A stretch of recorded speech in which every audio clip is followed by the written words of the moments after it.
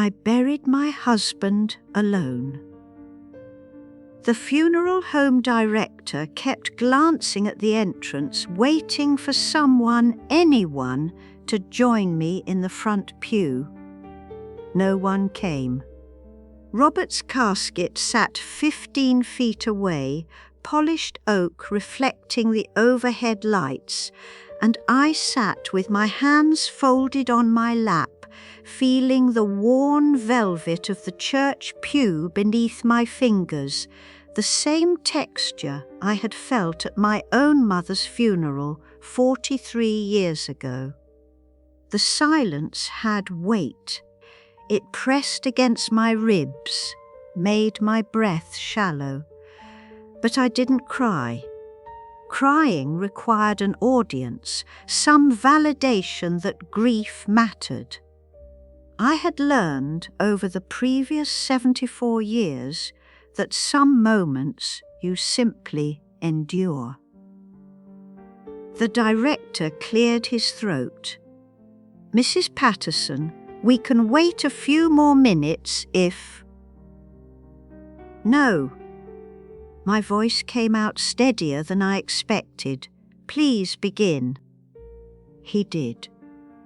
The service was brief, professional, empty. 27 minutes from opening prayer to final blessing. Robert deserved better. 46 years of marriage, 2 children, 4 grandchildren, a life built brick by careful brick, and it ended with a hired minister reading from note cards, mispronouncing Robert's middle name. Eleanor, my daughter, had called 3 days before the funeral, not to ask about arrangements or offer help, but to inform me she had a nail appointment she simply couldn't reschedule. Her voice had that bright, dismissive tone she used when explaining why she couldn't visit for Thanksgiving or why she'd need to borrow another $5,000. "You understand, Mom, Shari's booked months in advance." I had understood. I always understood. My son David sent a text. "Sorry Mum can't make it. Tea time with clients. Important for the business. You know how it is." I knew how it was. The funeral program sat in my lap, Robert's photo on the front. He was smiling, wearing the blue sweater I'd given him for his 70th birthday. I ran my thumb over the glossy paper, felt the slight give of the cheap printing. Eleanor had offered to help coordinate the service, which meant she'd sent me a link to a template website and told me to keep it simple. Simple. Yes, it was certainly that. After the service, I stood alone in the cemetery while they lowered Robert into the ground. The October wind cut through my coat, the black wool one I'd bought for my father's funeral and had worn to 7 more funerals since. The fabric smelt faintly of mothballs and old perfume. I watched the groundskeeper's practiced movements, the smooth operation of the lowering device, the quiet efficiency of burial. My phone buzzed in my pocket. I ignored it. It buzzed again and again. At home, I made tea. Earl Grey the way Robert liked it, even though he wasn't there to drink it. The kitchen felt enormous, the silence different from the silence at the funeral. This silence was expectant, waiting for sounds that would never come. His coffee mug still sat in the dish drainer. I had washed it that morning out of habit, even though he'd been dead for 5 days. I sat at the kitchen table, The same table where we'd had breakfast for 46 years, where the children had done homework, where Robert had read the newspaper every Sunday morning while I made pancakes. The wood was scarred, water-stained, real. I wrapped my hands around the teacup, feeling the heat seep into my palms. Then I made the mistake of looking at my phone. 17 missed calls, 23 text messages, all from Eleanor. I opened the texts, reading with the kind of detached curiosity you might feel watching a car accident from a safe distance. "Mum, are you okay? Why aren't you answering? This is really inconsiderate. I'm worried. Call me." Inconsiderate. That word lodged in my chest like a splinter. I scrolled further and found what I somehow knew would be there. Eleanor's Instagram posted 4 hours ago during the funeral. A photo of mimosas and avocado toast, bright sunlight streaming through restaurant windows, her perfectly manicured nails wrapped around a champagne flute. The caption, "Sunday Funday with my girl, sometimes you just need brunch therapy." The timestamp, 11:47 a.m., exactly when the minister had been saying the final prayer. I kept scrolling. David's Facebook, a photo from the golf course, him and 3 other men in polo shirts, visors, holding clubs. "Beautiful day for 18 holes. Blessed golf life." Posted at 10:23 a.m., right around when I had been choosing which of Robert's favourite hymns the organist should play.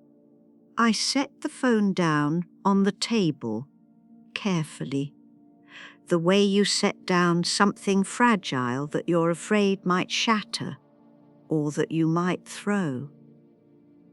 The house settled around me, the familiar creaks and sighs of old wood adjusting to temperature changes. Robert and I had bought this house in 1981, raised our children here, paid off the mortgage 5 years ago. Every room held 40 years of accumulated life. Photographs on walls, furniture worn to our shapes, the specific smell of our existence. I looked around the kitchen. The wallpaper we'd hung together in 1985, tiny blue flowers that Eleanor had declared tragically dated the last time she visited 3 years ago. The crack in the ceiling tile from when David had practiced his basketball throws indoors at age 12. The pencil marks on the door frame tracking the children's heights, stopping abruptly when they turned 16 and declared themselves too old for such things. Robert's jacket still hung on the hook by the back door. I stood, walked to it, pressed my face into the worn canvas. It smelled like him, Old Spice and WD-40, and the particular scent of his skin. My throat tightened, but still I didn't cry. Crying was a luxury, a release, and I had the distinct sensation that if I started, I would discover something I wasn't ready to face. Instead, I went to Robert's office. Robert's office was exactly as he'd left it. The oak desk he'd inherited from his father, papers neatly stacked, pens in the wooden holder I'd given him for our 20th anniversary. His reading glasses sat folded on top of a folder marked Estate Documents. I opened the folder. Inside were papers he'd organised with typical Robert precision. Life insurance policies, account statements, the deed to the house, his will. everything labelled, everything clear.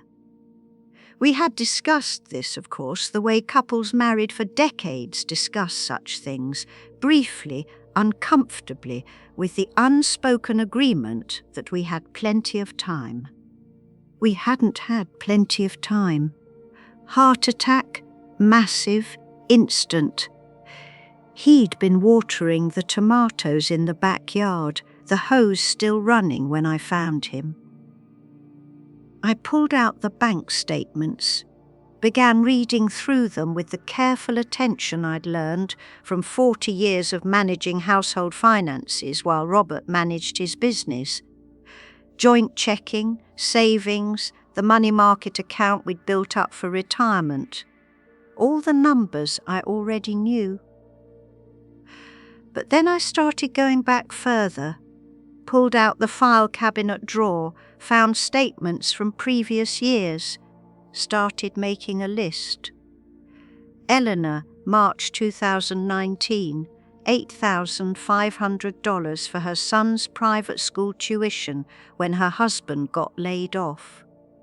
He'd been hired again 6 weeks later. David, June 2020, $12,000 for the down payment on his third car, a BMW, because image matters in real estate, Mom. Eleanor, November 2021, $6,300 for her kitchen renovation. Just the countertops, Mom, and we'll pay you back next month. Next month never came. David, April 2022, $15,000 for his daughter's wedding. She's your only granddaughter, Mom. You wouldn't want her to have a cheap wedding, would you? The list grew. I used Robert's mechanical pencil, the one with his tooth marks on the end, and I wrote in the margins of an old envelope because I couldn't stop to find proper paper. The numbers accumulated, ink against paper, fact against fact, $427,450. That was the total from just the past 5 years that I could document. The number sat at the bottom of the envelope, underlined twice, $127,450, given freely, cheerfully, because they were my children and I loved them, and isn't that what mothers do? Not one penny returned. Not even acknowledged, really, beyond the initial thanks that came with each request. The money simply disappeared into their lives, absorbed the way water disappears into sand. I thought about Robert's careful saving, his 43 years working at the same engineering firm, brown bag lunches, used cars, the vacation we'd postponed 17 times because maybe next year when finances were easier. The phone rang. Eleanor.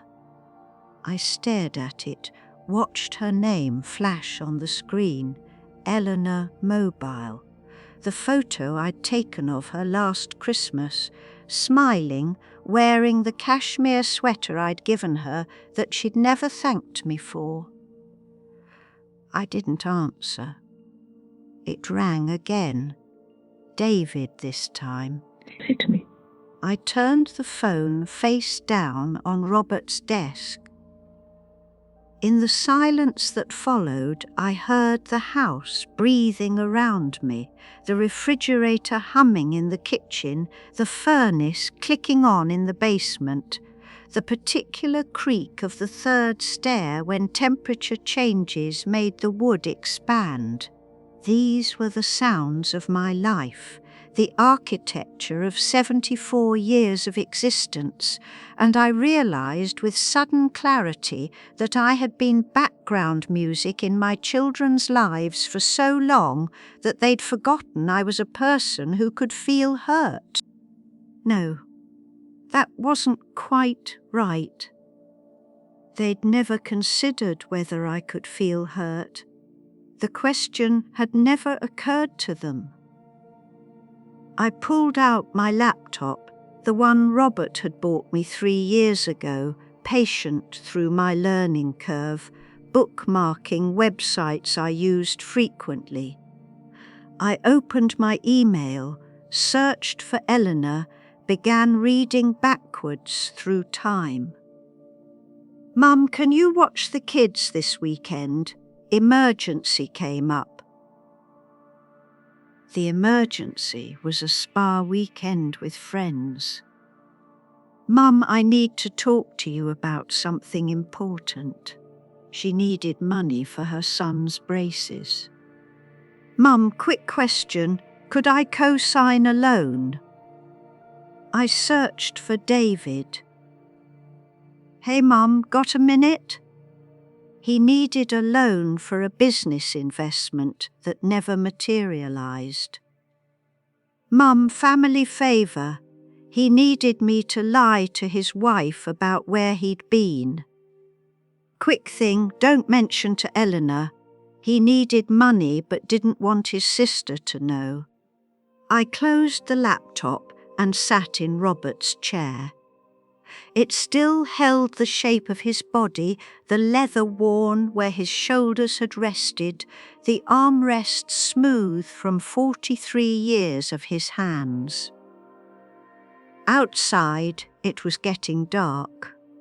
I hadn't eaten since breakfast, hadn't noticed the day passing. The kind of grief people expect involves crying and talking and being held. This was different. This was arithmetic. Robert and I had built a life. We had worked and saved and sacrificed and planned.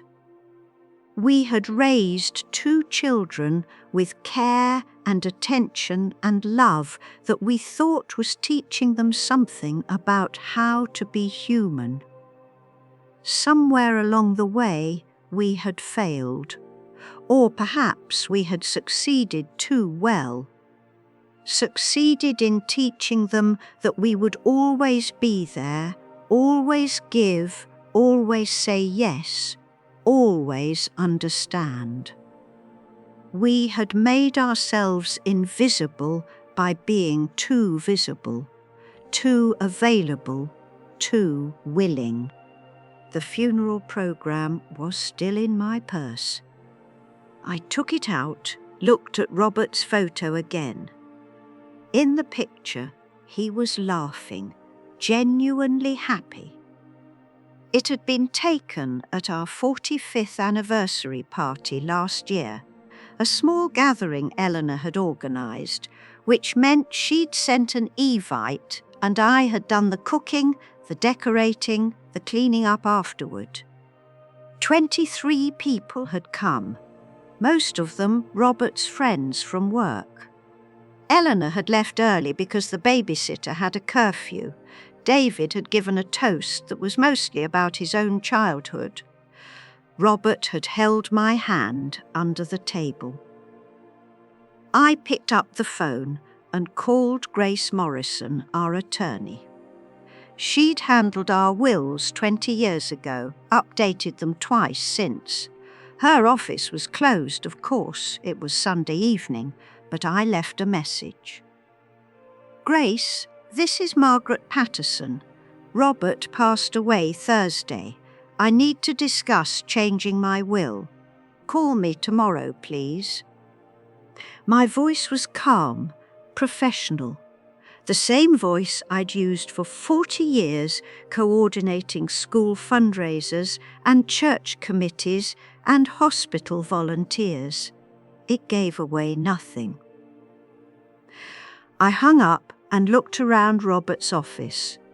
The degree from MIT on the wall, the photo of us on our wedding day, impossibly young, the wooden box where he kept cufflinks he never wore. Tomorrow, I would begin the process of disentangling my children from my finances, from my will, from my future. Tonight, I sat in my husband's chair and felt the weight of clarity settling into my bones. The house was quiet, no phone calls interrupted, no one checked on me. That, at least, was familiar. Grace called back at 8:30 Monday morning while I was standing in the kitchen staring at the coffee maker. I hadn't slept well. The bed felt too large, too empty, and every time I closed my eyes, I saw that Instagram post. Mimosas and sunlight and perfectly manicured nails. Margaret, I'm so terribly sorry about Robert. Grace's voice was warm, genuine. We'd known each other for 30 years, served together on the library board. How are you holding up? I'm managing. The automatic response, polished smooth through decades of use. Then I stopped myself. Actually, Grace, I'm not managing. I'm angry. There was a pause.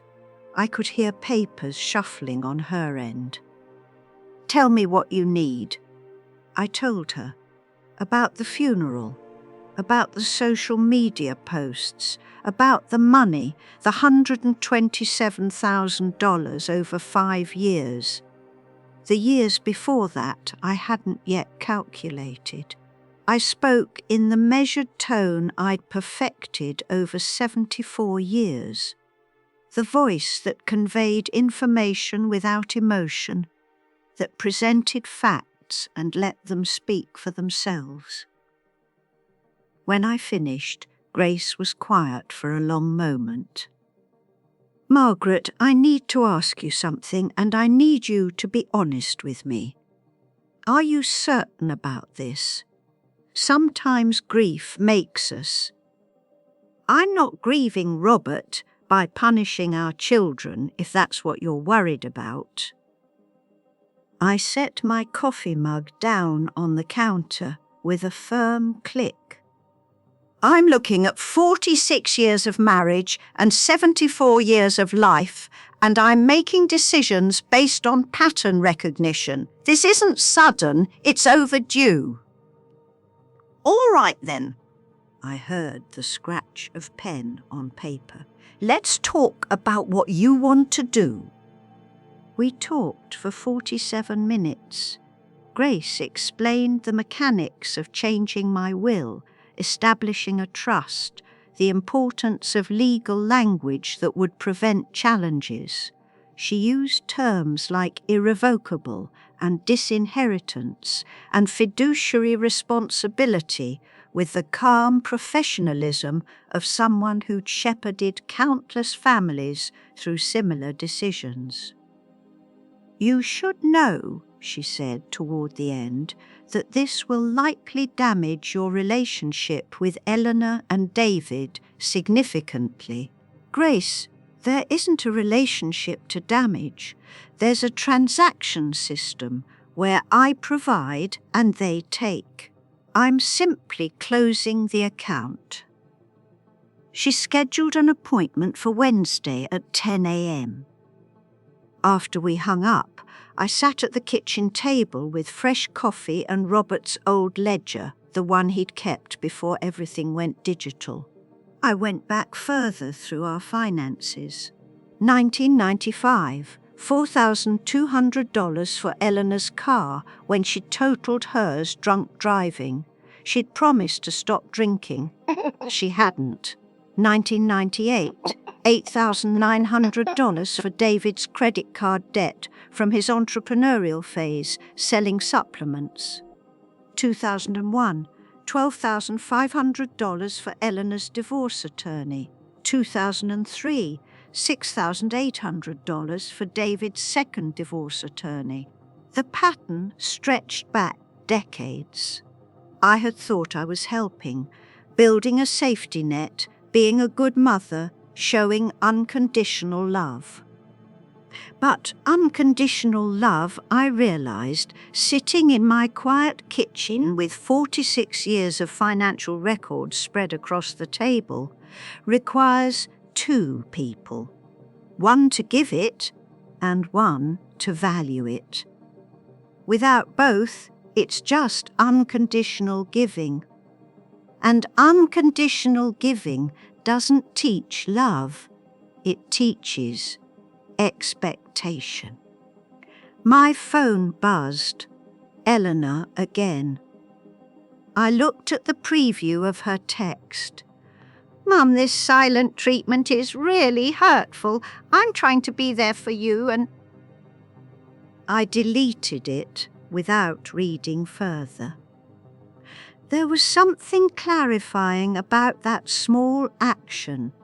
The slight pressure of my thumb against the screen, the message disappearing into digital void. It felt like cleaning, like taking out trash I should have disposed of years ago.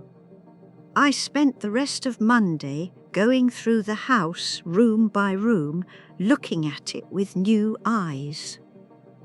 The guest room that was Eleanor's room, even though she'd lived in California for 18 years, still decorated the way she'd left it. Posters of bands she no longer listened to, a closet full of clothes from her teenage years that she kept meaning to sort through but never did. David's room, similarly frozen, trophies from high school sports, textbooks from college, boxes of belongings he'd stored here temporarily 12 years ago when he moved in with his second wife. I had maintained these rooms like shrines, dusting around their possessions, keeping everything ready for visits that came twice a year if I was lucky, 3 times if someone needed something. The rest of the house told a different story. The living room, with furniture Robert and I had chosen together. The kitchen, with my grandmother's dishes. The bedroom, with the quilt I'd made from Robert's old shirts after his first heart attack, when I'd thought I might lose him. I'd had 5 more years. Not enough, but more than that first scare had promised. In Robert's office, I opened his will. He'd left everything to me, as expected, simple, clear, trusting that I would do right by the kids. Those were his exact words in the explanatory letter he'd written to accompany the legal document. "Maggie, you've always known better than me how to handle Eleanor and David. I trust you to do right by them, to take care of things the way only you can." Robert had been a brilliant engineer. Numbers, systems, mechanical solutions, those he understood completely. People were more complicated. He'd loved his children, but he'd also been baffled by them, especially in recent years as the requests for money increased and the visits decreased. He'd deferred to me, trusted my judgment, assumed I had wisdom he lacked. I did have wisdom. I'd simply been afraid to use it. The afternoon light slanted through the office window, illuminating dust motes, making the familiar space look somehow different.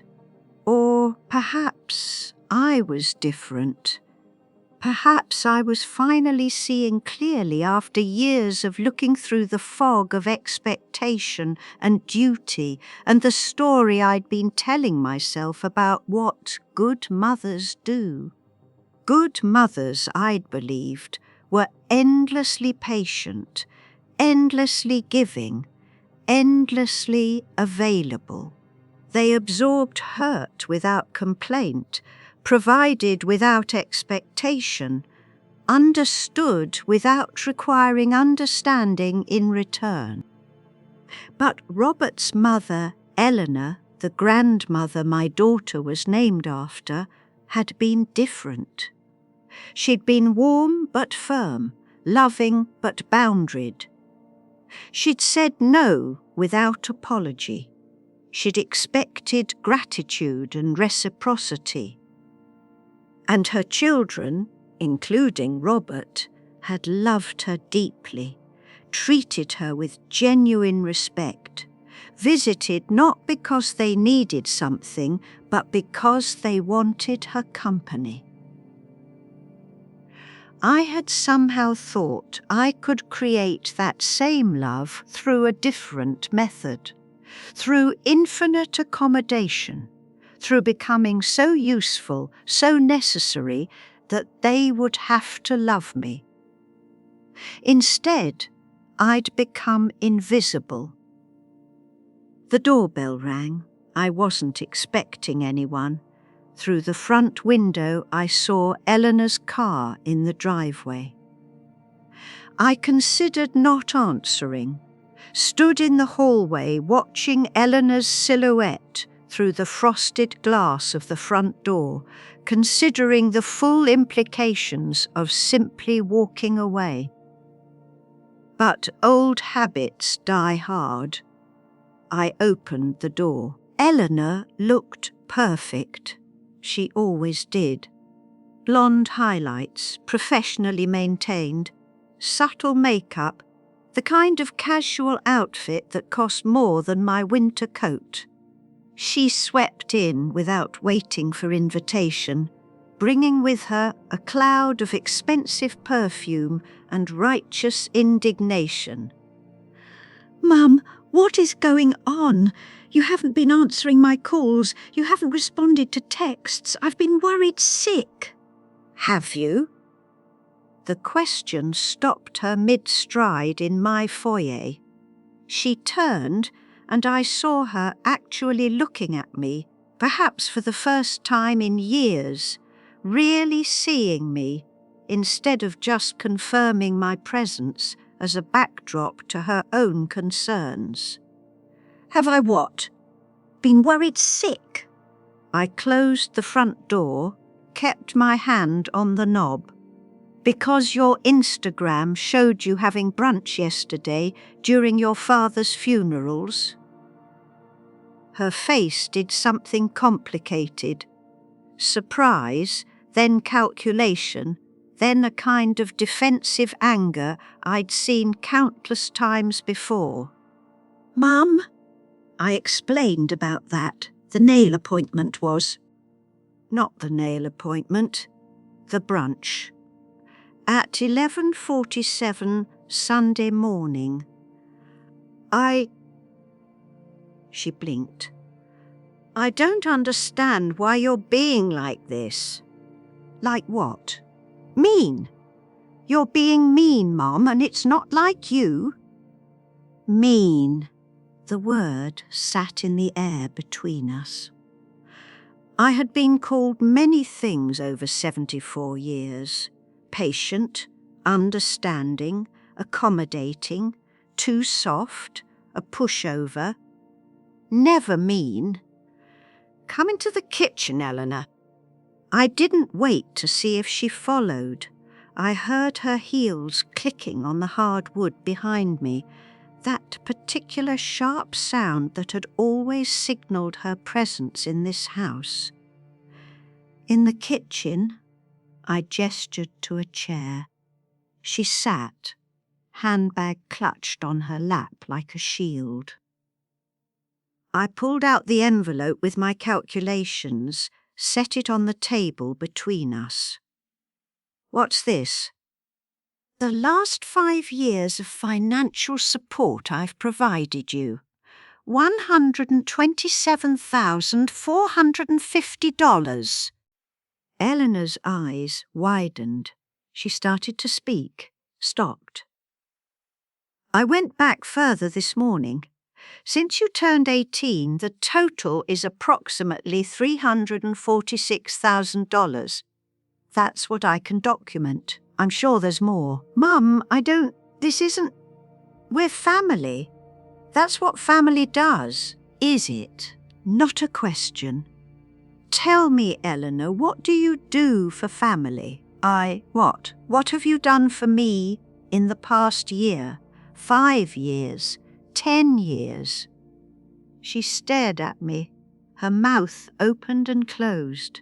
Finally, I visit, I call, You visit twice a year, you call when you need something, and yesterday when your father was being buried, you were having brunch. That's not fair. You're making it sound like I don't care, but I do care, Mum. Life is complicated and I have responsibilities, and so do I. The simple statement stopped her. So do I, Eleanor. I had responsibilities yesterday. I had a responsibility to be at your father's funeral. I was there. Where were you? I told you I had an appointment. Stop. The word came out sharper than I intended. I took a breath, modulated my tone back to measured calm. I don't want to hear about the appointment. I want to hear about why you chose the appointment over your father's funeral. Because, Eleanor's voice cracked slightly. Good, I thought, and then felt momentarily appalled at my own coldness. But it wasn't coldness, it was clarity. Because I knew you'd be there. I knew you'd handle it. You always handle everything. Yes, I do. I folded my hands on the table, the same gesture I'd used in 1,000 PTA meetings, church committees, conversations with principals and teachers and doctors. I've handled everything for so long that you genuinely don't understand that I needed you there, not to handle anything, just to be there. Eleanor's eyes were wet now, but I found I didn't care. Tears had been currency between us for too long. Her tears buying absolution, my lack of them signalling strength to comfort her. Mum, I'm sorry. I really am. If I'd known it mattered so much. You didn't ask. You didn't think to ask. Your father died and you didn't ask if I needed anything. You assumed I'd be fine because I'm always fine. You are always fine. No, Eleanor, I've always pretended to be fine. There's a difference. She wiped at her eyes, smudging mascara. For a moment she looked young, uncertain. The little girl who'd scraped her knee and I'd kissed it better. But that little girl had grown into a 50-year-old woman who still expected the kiss without the scrape meaning anything. What do you want me to do, Mum? How do I fix this? You can't. I pulled the envelope back toward me. I'm meeting with Grace Morrison Wednesday to change my will. You and David are being removed as beneficiaries. The kitchen went silent. Even the refrigerator seemed to hold its breath. You're... what? I'm establishing a trust for my grandson, Jacob.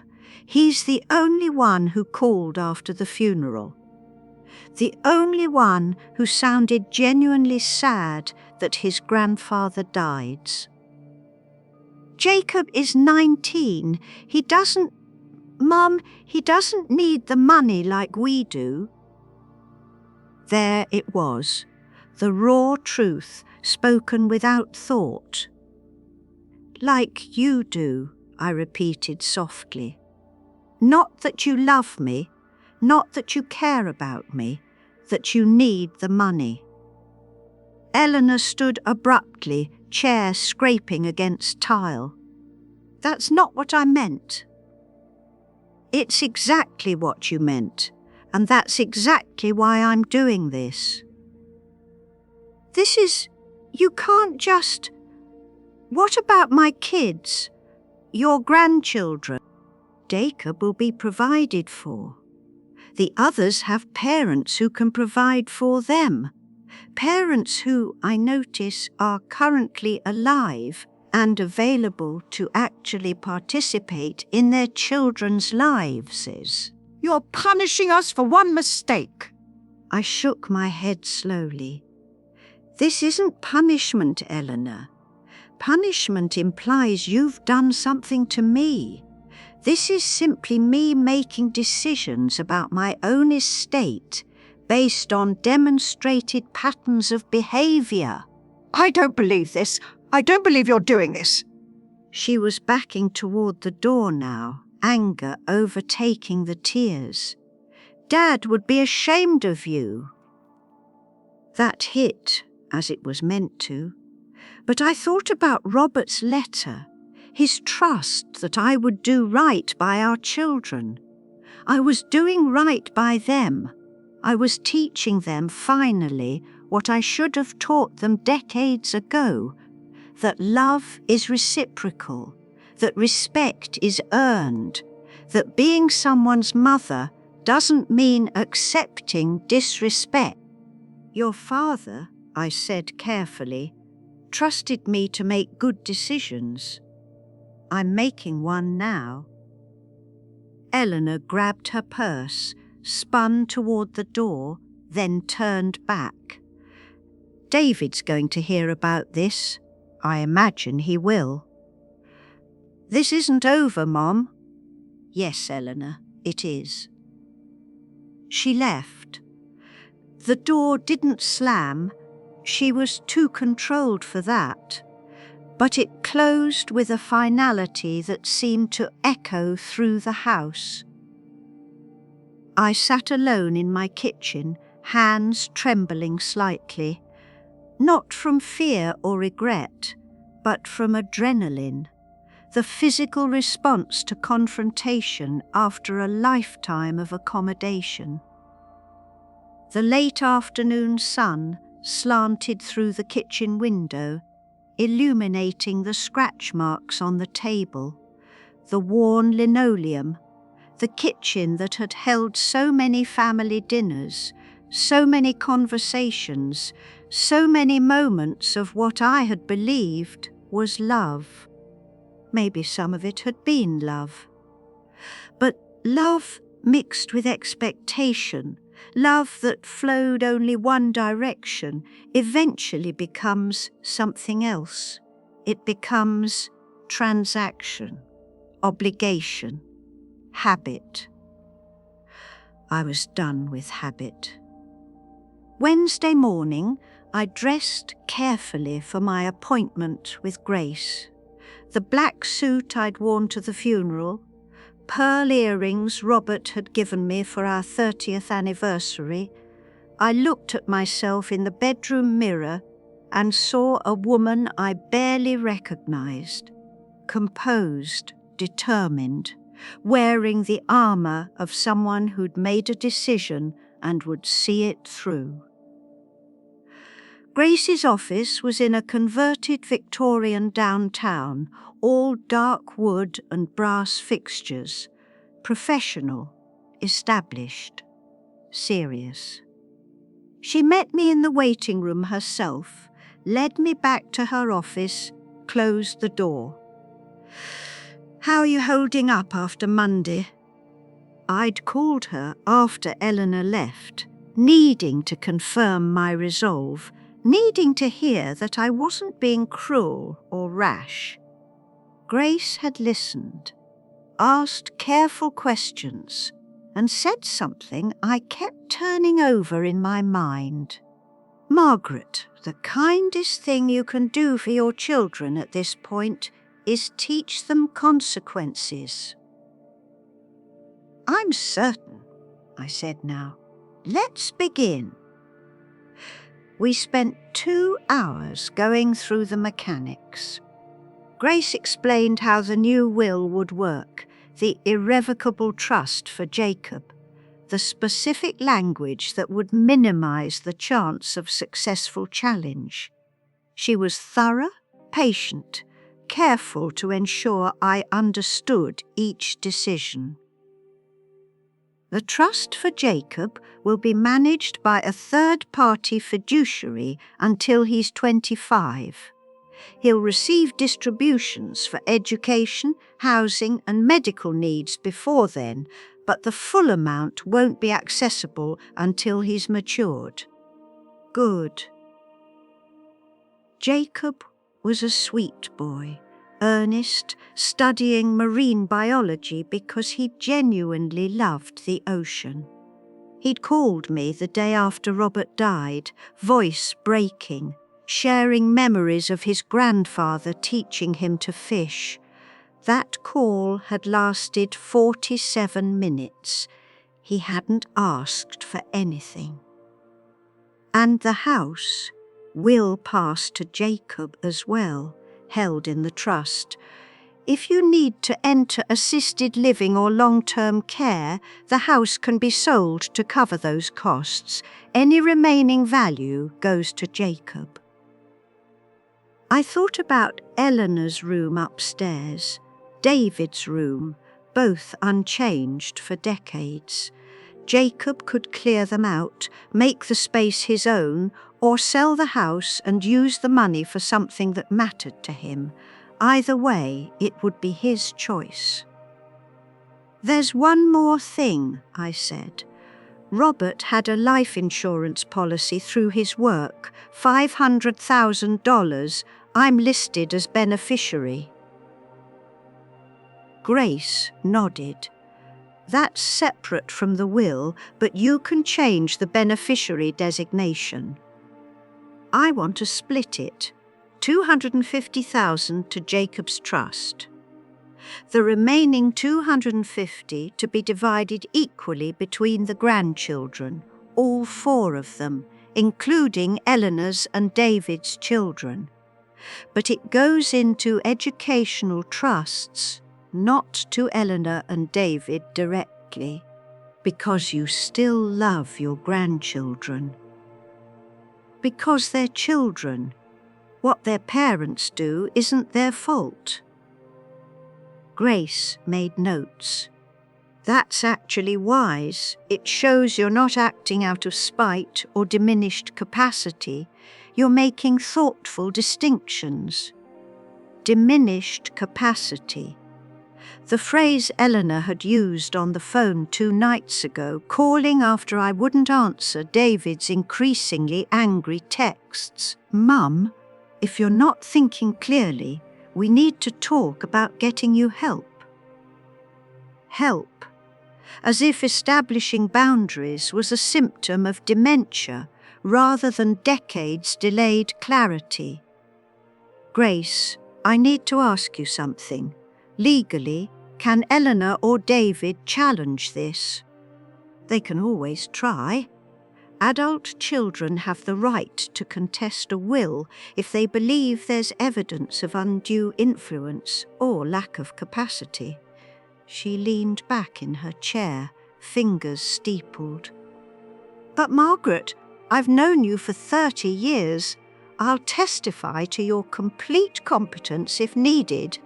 And frankly, the pattern of behaviour you've documented, the financial history, the funeral absence, the demonstrated lack of reciprocity, makes a strong case for your decision being both rational and justified."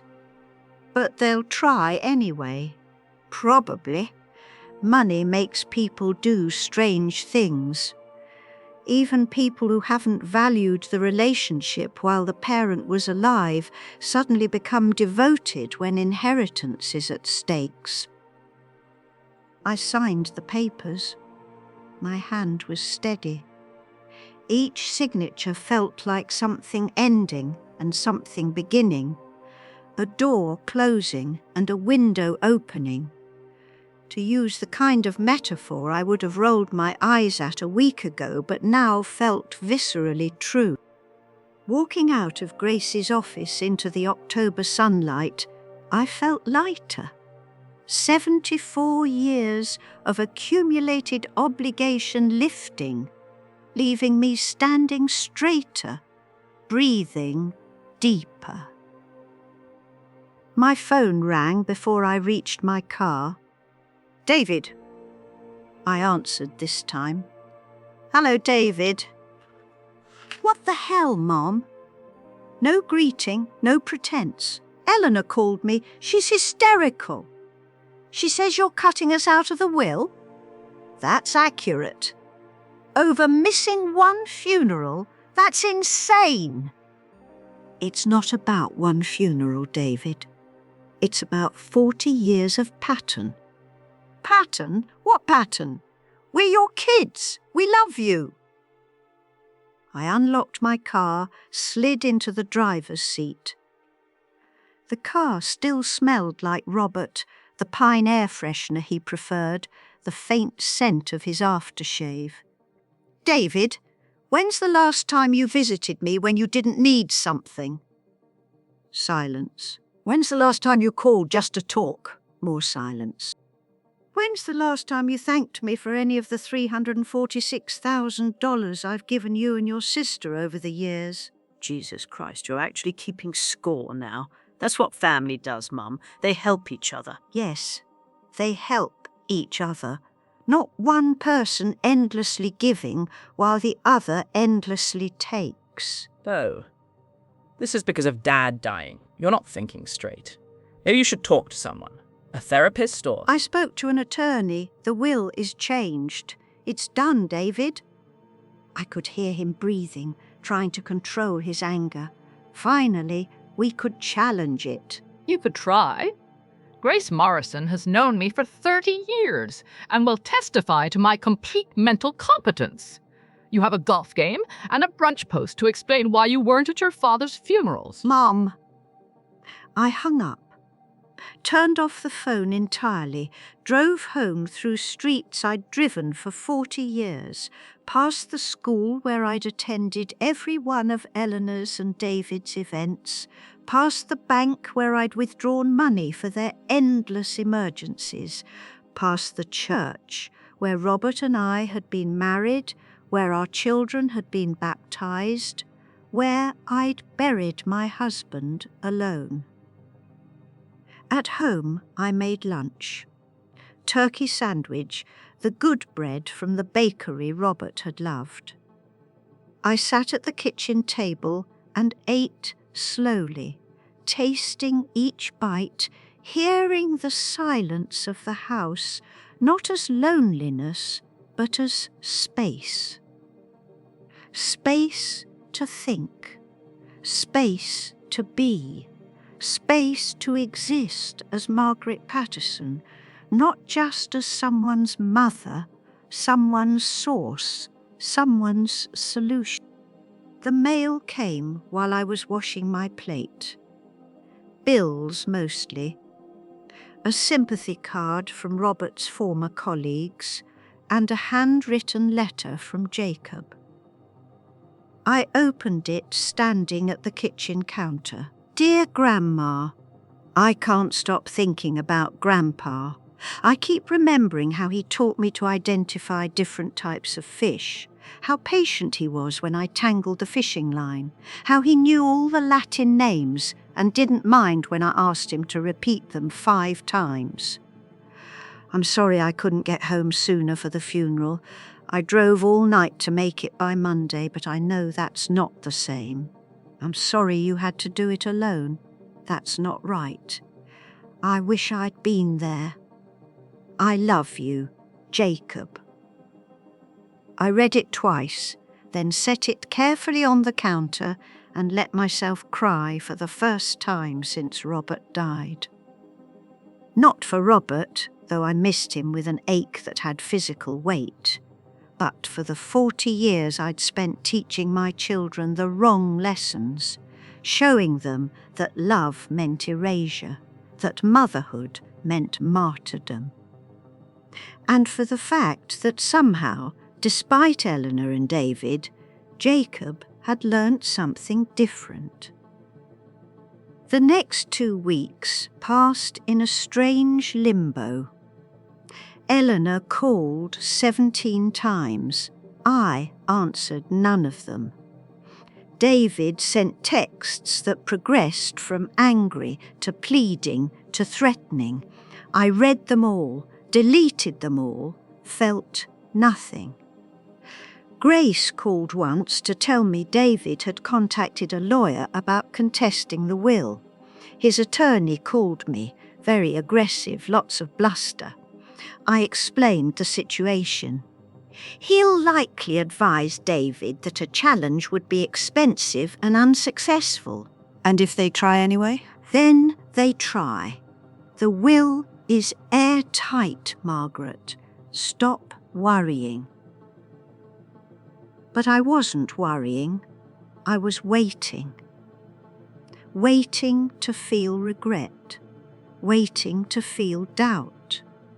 Waiting to feel like I'd made a terrible mistake.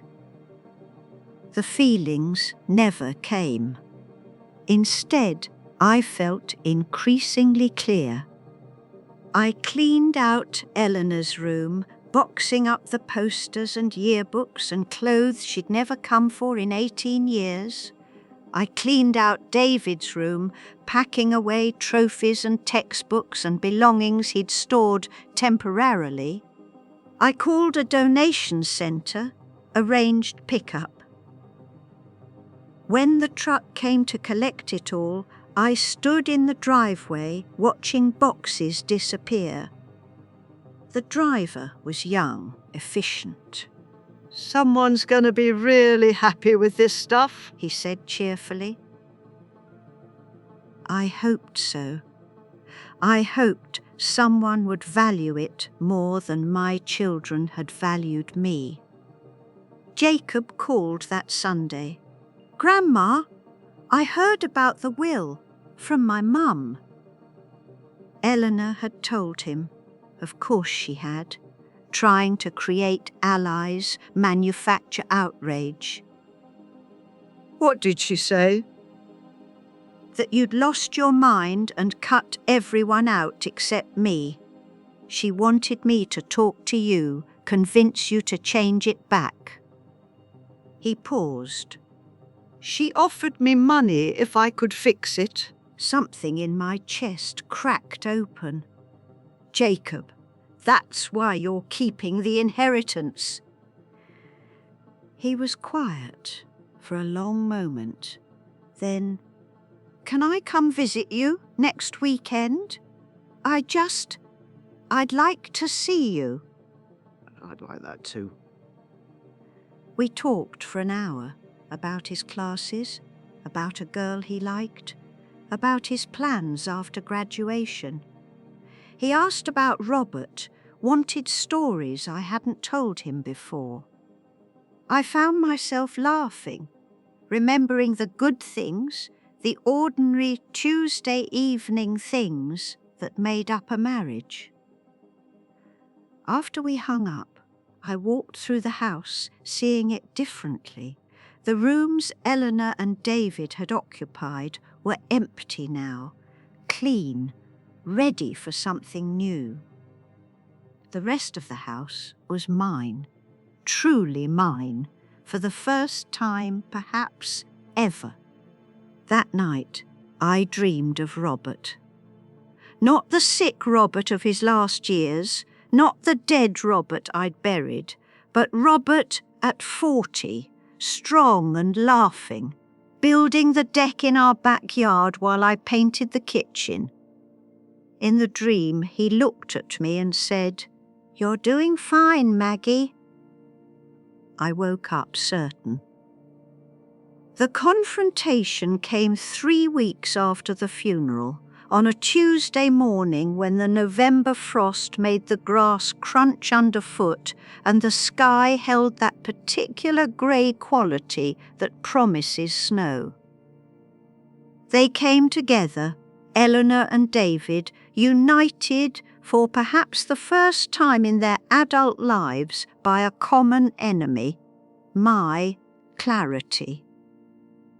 I was in the kitchen making tea when I saw both their cars pull into the driveway. Watched them meet at the walkway brief conference, Eleanor gesturing with the kind of controlled urgency she probably used with subordinates at her marketing job. David nodding, setting his jaw the way he'd done since childhood when preparing for a difficult conversation. I opened the door before they could ring the bell. "Eleanor, David, we need to talk." David's voice had that measured quality men use when they're trying not to sound aggressive. All of us, together. I stepped back, let them in. They moved into the living room with the territorial confidence of people who'd grown up in this house, who still thought of it as partially theirs. Eleanor sat on the sofa. David remained standing. "Mum, this has gone far enough." Eleanor's voice was steady, reasonable. She'd prepared for this. "We understand you're grieving, and we understand you're angry that we weren't at the funeral." "Do you? Do you understand that?" "Yes, and we're sorry. We've both apologised." "You've both said words that sounded like apologies. Neither of you has demonstrated any actual understanding of what you did." David stepped forward. "What do you want, Mom?" "You want us to grovel? Fine, we're grovelling. We made a mistake. We're human. But you're punishing us like we're criminals." "I'm not punishing you at all. I'm making decisions about my estate based on observed patterns of behaviour over 40 years. 40 years? Eleanor's voice rose. This is about 40 years? So every mistake, every time we disappointed you, you were just keeping score? No. I was hoping you'd change. I was hoping at some point you'd realise that a relationship requires reciprocity. I was wrong. David pulled out his phone. I consulted with a lawyer. He says we can challenge the will on grounds of undue influence. You're isolated, grieving, possibly depressed. Grace Morrison could have taken advantage. I laughed, actually laughed. David, Grace Morrison has been our family attorney for 30 years. She's probably one of the 5 people in this world who knows me best. Your lawyer is going to argue that she manipulated me into cutting you out. It's possible that... Stop, I stood. Both of you, stop. I want you to listen very carefully, because I'm only going to say this once. I am 74 years old. I have lived through more experiences, made more decisions, and developed more wisdom than either of you can imagine. I am not senile. I am not depressed. I am not being manipulated. I am making a clear, conscious, completely rational decision based on decades of evidence. Eleanor stood now too. Evidence? What evidence? $346,000 over your adult lives. 17 calls after your father died that I didn't answer because you were calling to make sure I wasn't changing the will, not because you cared how I was doing. Social media posts showing you living your lives while I buried my husband alone. Jacob's letter, which showed more genuine grief and love than anything either of you have expressed. Jacob is 19. David started. Jacob is old enough to understand love. You're both over 50 and still haven't figured it out. That's not fair, Eleanor's voice broke. We do love you. No, you love the idea of me. You love the function I serve. You love having a mother who will always say yes, always provide, always understand. You don't love me. You don't even know me. That's not true. Tell me one thing about me that doesn't relate to you. Eleanor blinked. What? One thing. What's my favourite book? What do I do on Wednesday mornings? What's the name of my best friend? What's my greatest regret in life besides raising you two? Silence. You can't answer because you've never asked. In 50+ years, neither of you has ever been curious about who I am as a person separate from my function as your mother. David's face was red. This is insane. You're our mother. That's who you are. No, David, that's one thing I am. It's not the only thing I am. But it's the only thing you've ever needed me to be, so it's the only thing you ever saw. Eleanor was crying now, real tears, the kind that came with actual emotion. Mum, please, we can fix this. We can do better. Just give us another chance. I looked at her, saw the desperation, the fear, and underneath both, the calculation, the belief that if she said the right words, performed the right emotions, she could manipulate me back into the familiar pattern. No, Mum. No, Eleanor. I spent 40 years giving you chances, hundreds of chances, thousands. Every time I said yes when I should have said no, every time I provided money when I should have taught consequences, every time I accepted less than I deserved because I thought that was what love required. Those were all chances. You didn't use them. David stepped forward, voice hard. If you do this, you're going to die alone. Is that what you want? The threat hung in the air. It was meant to frighten me, to remind me that I needed them more than they needed me. David, I've been alone for 20 years. You just never noticed. He flinched. But to answer your question, yes. If the choice is between dying alone with dignity or dying surrounded by people who see me as a resource, I choose alone. You're going to regret this. Eleanor again, anger replacing tears. When you're old and sick and need help, when you're in some nursing home. I have long-term care insurance. Your father made sure of that. And Jacob has agreed to be my medical power of attorney. I won't need you. Jacob is a kid. Jacob is a young man who shows more maturity and genuine care than either of you have shown in decades. I walked to the front door, opened it. I'd like you to leave now. Mum. Both of them. Same word, same desperate tone.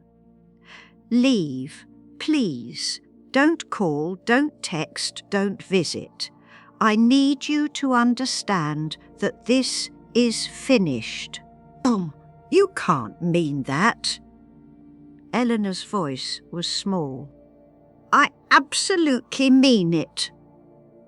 You've taken 46 years of my marriage, 50 years of my motherhood, and countless opportunities to build something real. I'm not giving you any more time." David grabbed Eleanor's arm, started pulling her toward the door. At the threshold, he turned back. "I hope this makes you happy, Mum. I really do. I hope being right is worth losing your families." I haven't lost my family. I've lost 2 people who've been treating me like an ATM for 40 years. That's not family, that's fraud. They left. The door closed. I watched through the window as they stood in the driveway, arguing with each other, probably about whose fault this was, who should have handled it differently, what strategy to try next. Then they got in their separate cars and drove away. I stood in my empty living room, in the house I'd lived in for 43 years, and I felt peaceful. The hardest part was over. The boundary was set. The consequence was delivered. Everything else would be easier. Jacob came the following weekend. I heard his car in the driveway Saturday morning, watched him unfold himself from the driver's seat with the particular grace of 19-year-old certainty. He'd grown since I'd seen him last, taller, broader through the shoulders, but still with that same earnest expression Robert used to have when he was concentrating. He brought flowers, carnations, my favourite, though I'd never told him. He'd simply noticed. "Grandma." He hugged me carefully, the way you hug someone you're afraid might break. I hugged him back harder than he expected. We spent the weekend clearing out Robert's office, sorting papers, deciding what to keep and what to release. Jacob asked questions about his grandfather, real questions, wanting stories, wanting to understand the man beyond the surface. Sunday afternoon, we sat on the back deck, despite the November chill. The garden was dormant. The tomato plants Robert had been watering when he died were brown stalks now, but there was beauty in the structure, in the bare bones of what had been. "Your mum called me again," Jacob said quietly. "Offered me 10,000 this time." "Did she?" I told her no. Told her I was ashamed of her. He looked at me. She cried.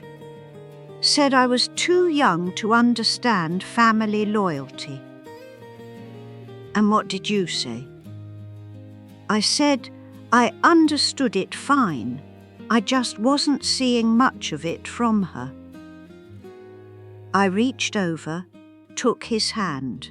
His was warm, solid, real.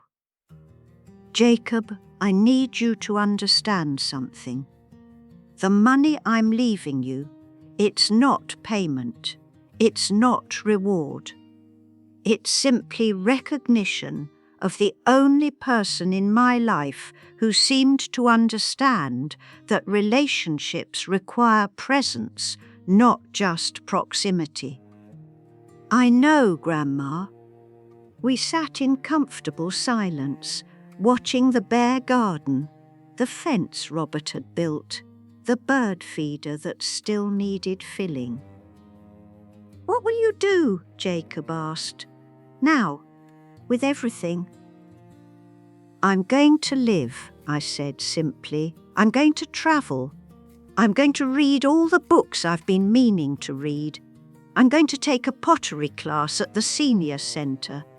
I'm going to exist as Margaret Patterson, not as somebody's mother or somebody's wife or somebody's solution." That sounds good. It does, doesn't it? He smiled. Grandpa would be proud of you. I thought about Robert, about his letter trusting me to do right by our children. I had done right. Not the right they wanted, perhaps, but the right that honoured myself, that taught them, finally, belatedly, that people have value beyond their utility. I think he would be, I said. Jacob left as the sun was setting, promising to visit again in 2 weeks. I stood in the driveway, waving until his taillights disappeared, then turned back to my house. Inside, everything was quiet. The rooms Eleanor and David had occupied were empty, ready for whatever came next. Robert's office was organised, his papers sorted, his memory honoured. The kitchen, where I'd made 46 years of breakfasts, waited for tomorrow's tea. I made dinner just for myself, took my time with it, plated it nicely, ate at the table rather than standing at the counter. After, I washed the single plate, the single fork, put them in the drainer and smiled at the simplicity.